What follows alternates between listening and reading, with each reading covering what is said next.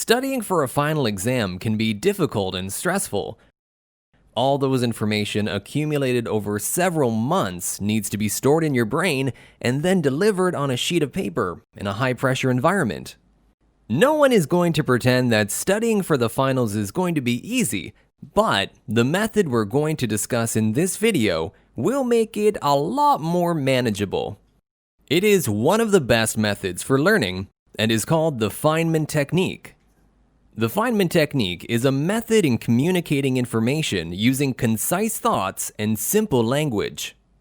This technique was developed by Richard Feynman, a theoretical physicist who won a Nobel Prize back in 1965 in his work in the field of quantum electrodynamics. Feynman believed that to truly understand something, you have to be able to break it down to its simplest parts and piece it back together. He was able to explain complicated topics into simpler, more understandable concepts, earning him the nickname the Great Explainer among his peers. The Feynman technique is broken down into 4 easy steps. Step number 1 is to identify a topic and write down everything you know about the topic on a sheet of paper. You can use any concept or idea. It's not limited to the fields of math and science. Step number 2 is to imagine explaining the topic to someone who doesn't know anything about the subject. Visualize a curious 6th grade kid that asks anything that does not make sense.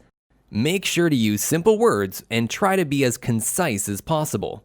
Don't use jargon or any other complicated terms. Using complicated language only disguises our actual understanding and it stops us from getting our points across.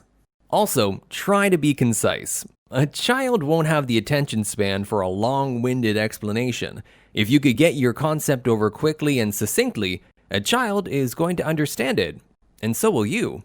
Now, moving on to step number 3, which is identifying gaps in your knowledge. This is a step where you go back to your notes or other study materials and check out concepts you don't fully understand. You can also try other resources, such as the internet, to see if they could provide you some new information. Lastly, step number 4 is to simplify your notes and repeat the process if necessary. Go back to your notes and see if you can simplify your understanding more. Maybe you can now create better relationships among the concepts, or maybe you can now come up with the same answer using a different solution. For example, a few days ago my niece asked me how the stock market worked and how can she make money in stocks. I told her, the stock market is a place where you can buy or sell stocks. The prices of these stocks go up and down depending on the demand that these stocks have. The more people that want to buy the stock, the higher its price. People make money when they buy a stock at a lower price than they sold it for.